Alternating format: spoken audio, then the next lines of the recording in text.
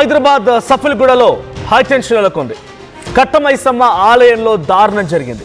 ఆలయ ప్రాంగణ లోపలే మల విసర్జన చేశాడు ఓ ముస్లిం యువకుడిని పట్టుకొని చితకబాదారు స్థానికులు. ఘటనపైన హిందూ సంఘాలు ఆగ్రహం వెలుగక్కున్నాయి. రాత్రంతా అక్కడే కూర్చొని నిరసన వ్యక్తం చేశాయి. అర్ధరాత్రి ఆలయం మీద హైటెన్షన్ నెలకొంది. మత కల్లోలాలు సృష్టించే విధంగా ఎవరైనా ప్రయత్నం చేస్తే అడ్డుకోవాలని ఆందోళనలు చేస్తున్నారు హిందూ సంఘాల వారు. ఘటనా స్థలానికి భారీగా పోలీసులు చేరుకున్నారు. అవాంఛనీయ ఘటనలు జరగకుండా పటిష్టమైన భద్రతని ఏర్పాటు చేశారు. విజువల్స్ లో మనం చూస్తున్నాం. సఫిల్గూడ కట్టమైసమ్మ ఆలయం అది. ఆలయ ప్రాంగణంలోనే మీరు చూడండి, అక్కడ ఒక యువకుడిని కొడుతూ ఉన్నారు. అయితే ఆ యువకుడే ఇప్పుడు అక్కడ మల విసర్జన చేశాడు, షిట్ చేశాడు. ఏకంగా ఆలయ పరిసరాల్లో ఆలయ ప్రాంగణంలో ఏకంగా ఆ దేవత విగ్రహం దేవత ఎదుటే మీకు అందరూ తెలిసిందే, కట్టమైసమ్మ లేకపోతే ఇటువంటి ఆలయాల ఎదుట ఆ ఆలయానికి గర్భగుడిలో సూటిగా ఎదురుగా ఒక శివుడి విగ్రహం, సంబంధించిన శివలింగమా లేకపోతే ఇతరత్ర చిన్న చిన్న విగ్రహాలు కూడా ఉంటూ ఉంటాయి. పలువురు దేవతల గురించి ఆరాధించేటివి కూడా. సో ఆ విగ్రహాలపైన మల విసర్జన చేసి చాలా దారుణంగా అక్కడ ప్రవర్తిస్తున్నటువంటి ఆ యువకుడిని చితకబాదారు స్థానికులు. ఇక్కడ తాకుండా చాలా హిందూ సంఘాలు అక్కడ చేరుకున్నాయి. ఆ యువకుడితో అదంతా క్లీన్ చేయించే ప్రయత్నంతో పాటుగా దీని వెనుక ఎవరున్నారు, ఎవరైనా ప్రోద్బలం ఉందా, ఎటువంటి మత విద్వేషాలు రెచ్చగొట్టే వారిపైన కఠినాత్మకంగా చర్యలు తీసుకోవాలని చెప్పి హిందూ సంఘాలు ఆందోళనలు చేపడుతున్నాయి. అక్కడ హైటెన్షన్ నెలకొంది. ఒకసారి ఆ విజువల్ చూద్దాం. మీ కానిస్టేబుల్ వచ్చి ఏమి కాదు, మేము అందరూ బయట వెయిట్ చేస్తుంటే ఈయన పిచ్చాడు అనేది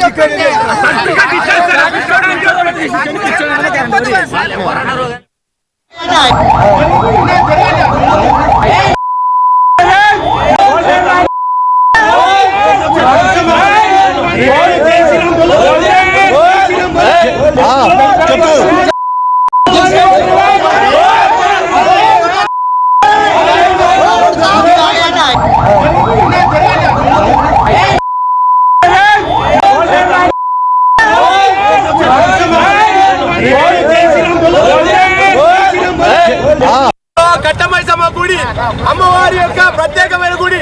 ఇక్కడికి సంబంధించిన ఎంతో మంది ఇక్కడ హిందువులు బోనాల పండుగ కానీ దసరా పండుగ కానీ ప్రతి వారం అమ్మవారికి మొక్కని మనుషులు లేరు. ఇక్కడ మల్కాజ్గిరి వ్యాప్తంగా కట్టమైసమ్మ గుడికి ఉన్న ప్రత్యేకత అంతా ఇంత కాదు. ఈ రోజు ఒక అన్య మతస్థుడు వచ్చి అక్కడ వాడి యొక్క అహంకారంతో ఈరోజు అమ్మవారి గుళ్ళో వాడు ఈరోజు మూత్రం పోసి అమ్మవారి యొక్క గుడిని వాడు అపవిత్రం చేసిండు. ఖచ్చితంగా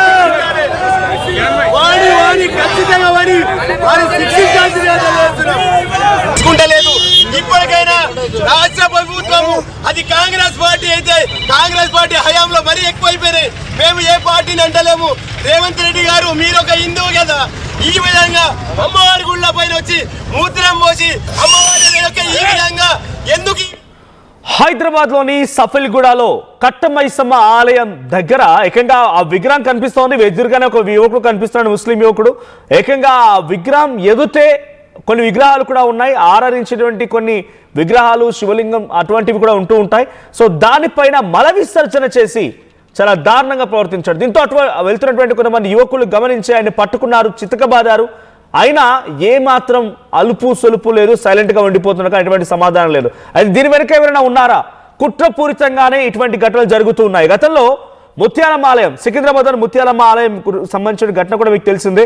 2024 అక్టోబర్ 14 తేదీన తెల్లవారుజాము 4:30 సమయం నుంచి ముంబై నుంచి ఇక్కడ పర్సనల్ డెవలప్మెంట్ కోసం వచ్చినటువంటి సలీం అనేటువంటి ఒక వ్యక్తి ఆలయం లోపలికి నేరుగా దర్జాగా వెళ్ళిపోయి డైరెక్ట్గా ఆలయంలో ఉన్నటువంటి ఆ దేవత విగ్రహాన్ని పగలగొట్టేశాడు.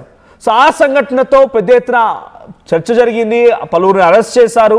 ఒక హైటెన్షన్ వాతావరణం నెలకొని సుమారుగా 10 రోజుల పాటుగా ఎక్కడ చూసినా హిందూ దేవీ దేవతల యొక్క ఆలయాలపై జరిగినటువంటి దాడుల్ని నిర్మూలించాలి, అడ్డుకోవాలి, వారందరినీ కఠినాత్మకంగా శిక్షించాలని చెప్పి పెద్ద ఎత్తున ఆందోళనలు కూడా రేకెత్తించాయి. ఇప్పుడు మళ్ళీ సఫిల్గూడలోని కట్టమైసమ్మ ఆలయ ప్రాంగణంలో ఒక యువకుడు మల విసర్జన చేయడం, ఏమాత్రం గౌరవం లేకుండా భక్తిగా భావించేటువంటి చాలా మంది భక్తులు అక్కడికి, అంటే ఆ దేవతని ఎప్పుడు చూసినా కొలిచేటువంటి ఆ భక్తులంతా కూడా మనోభావాలు దెబ్బతిన్నాయి. మనోభావాలు కాదు, ఏకంగా దరిద్రంగా ప్రవర్తించాడు యువకుడు అని చెప్పి వాడిని చితకబారడే కాకుండా పోలీసులకు అయితే అప్పగించారు. పోలీసుల దగ్గర కూడా కొంత హైటెన్షన్ నెలకొంది.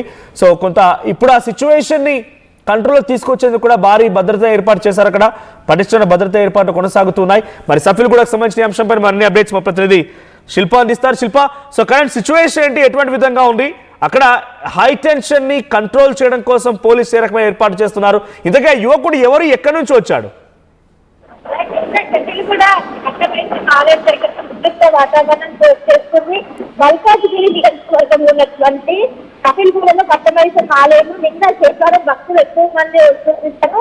దీంతో ఒక్కసారిగా కొబ్బరికాయలు కొట్టేటువంటి స్థలం దగ్గర ఒక అనుమానపు వ్యక్తి అక్కడ మల విసర్జన చేశారు.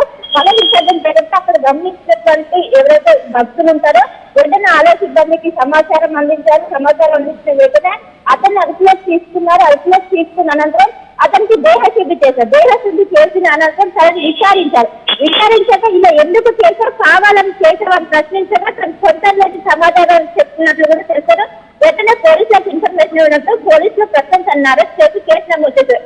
కానీ ఈ విధంగా హిందువులు ఎంతో పవిత్రంగా భావించినటువంటి ఈ ఆలయంలో ఈ విధంగా కావాలని మత విద్వేషాలను రెచ్చగొట్టే విధంగా ఇది చేశారు.